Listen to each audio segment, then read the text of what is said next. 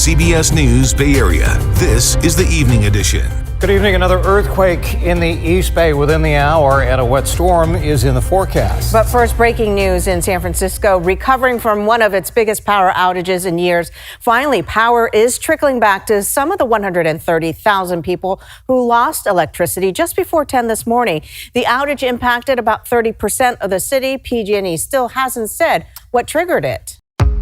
Life in the Northwest happens fast. The Como News app keeps you up to date wherever you are with breaking news now, disruptive weather now, traffic alerts now, sports highlights now. Everything that matters to the Northwest right in the Como News app. It's simple. Search, download, open, then enable push alerts to get news as soon as it happens. Stay in the know. Anytime, anywhere. The Como News app. Download right now. I'm a firm believer that if you don't continue to improve, that you are going to fall behind. How back and forth comments on deputy wages sparked after the McCracken County Sheriff's Office posted a video of a vehicle pursuit last month. That's coming up tonight at 10. Live with studios in Midland and Odessa. You're watching First Alert 7 News at 6.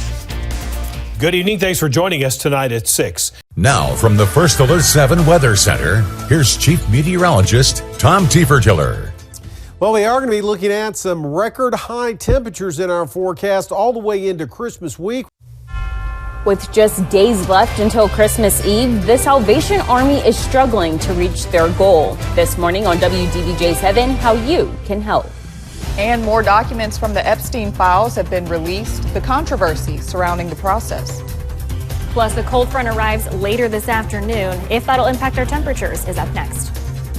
Plus, a major adoption event took place at the Berglund Center. How many animals found their forever homes? The news on your hometown station, WDBJ7, starts right now.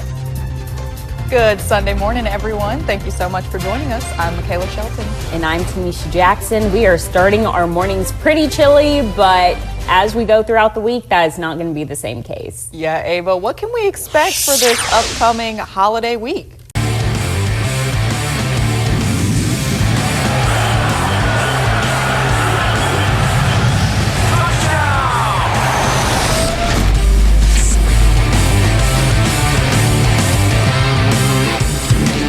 It's the final game of the opening weekend of championships, and we've got a good one between Shiloh Christian and Greenwood. Hello, everyone. I'm RJ Hawk along with Wes Moore for this 6A state championship game. And Wes, before we get to this game, we had a really good one earlier today between Lakeside and Robinson. You were on the call for that game, and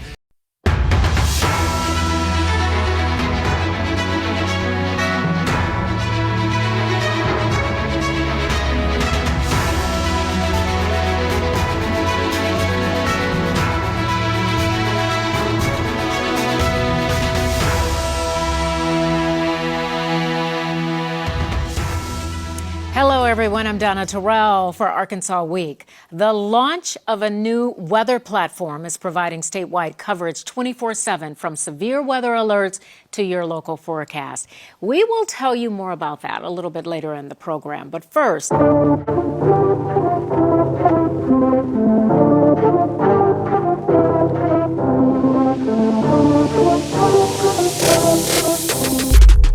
Hey everybody, it is great to be back with you for one more go-around here on Game Notes. It's our postseason edition. Welcome everyone, I'm Victor Howell. So glad you're with us here on LPB. And from all of us at Game Notes and LPB, to you and yours, hoping you're having a very Merry Christmas and a happy and blessed holiday season.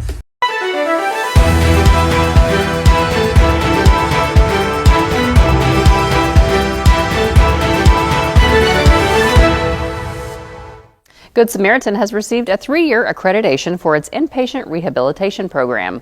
For First City News, I'm Allison Bowers.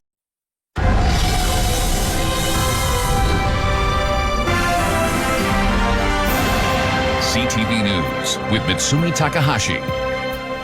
Good evening. There are thunderstorms in the forecast, and people whose homes were flooded in Sunday's storm were watching the skies today.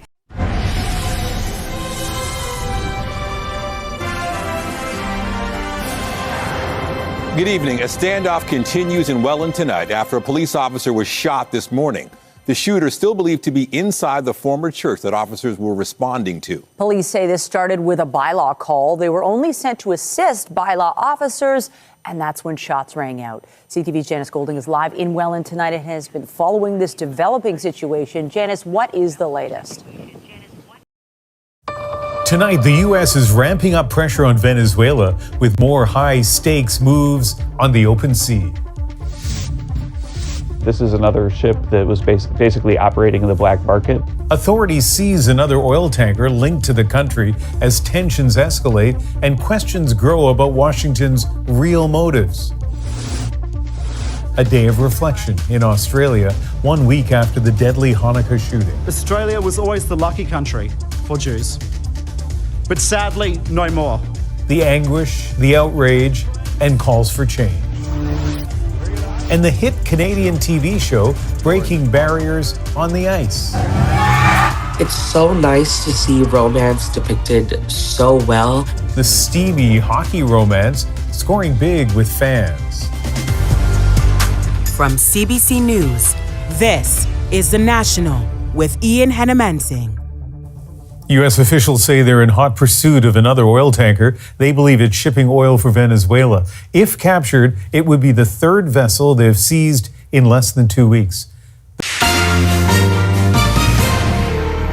On this Sunday night, seizing Venezuelan oil. The U.S. crackdown on oil tankers from Venezuela. It could potentially implicate Venezuela's allies, most notably China. And the implications for global oil prices. Epstein files disappeared. What we're seeing is survivors' names come out, but not the men who abused them. Why some of the newly released documents and photographs were suddenly removed. Pretendians, the brewing legal battle over allegations of faking indigenous ancestry. Plus, Christmas spending crunch, one of the busiest shopping weekends of the year in the shadow of a trade war. Global National. Reporting tonight, Jeff Semple. Good evening and thank you for joining us. The U.S. is tightening its grip on Venezuela tonight. Multiple reports say the U.S. Coast Guard is now pursuing another oil tanker near the Venezuelan coast, the third such operation in less than 2 weeks. It comes after the U.S. president ordered a blockade of sanctioned oil tankers leaving and entering the Caribbean country.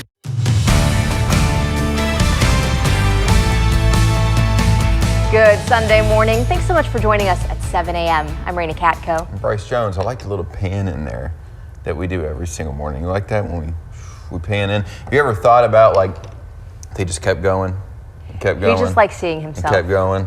Here it comes. Come on. Keep coming. He literally he wants you to be as close as possible. Come a little closer. You can smell his breath from your living room, Come a little I'm sure. closer. Come on. Yeah. Come on. There you go. You keep coming. You are going to get warmer weather for Christmas. You like that? I loved that. It's like Thank an you. Anchorman kind of thing going on. WLKY News, right now at 8.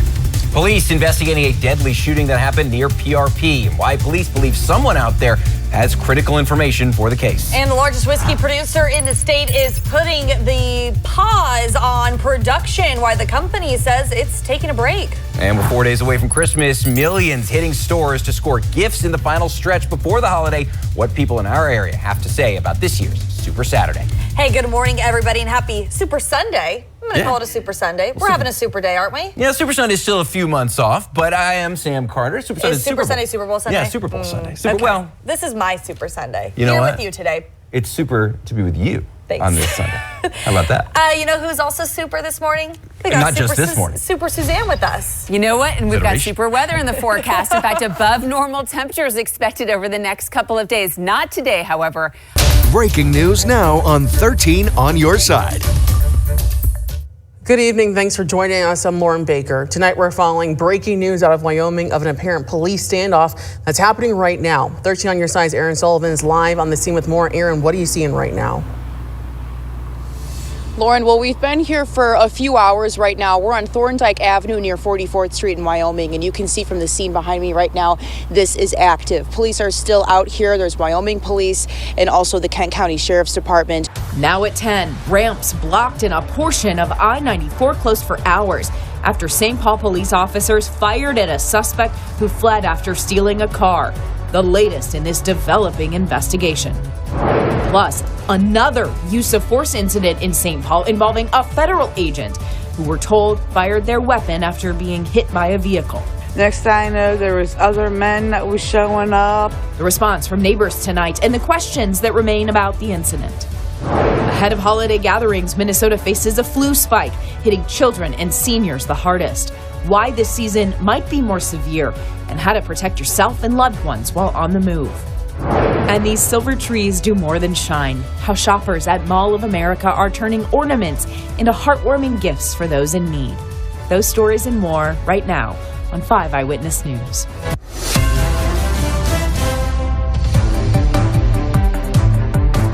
We begin with breaking news tonight. Good evening, everyone. I'm Kirsten Swanson. Brett is off. St. Paul police confirming that the incident that shut down a portion of Interstate 94 was an officer-involved shooting. Let's take a live look right now at westbound I-94 near Highway 52. This is the ramp onto 94. You can see at this point it is still closed off tonight.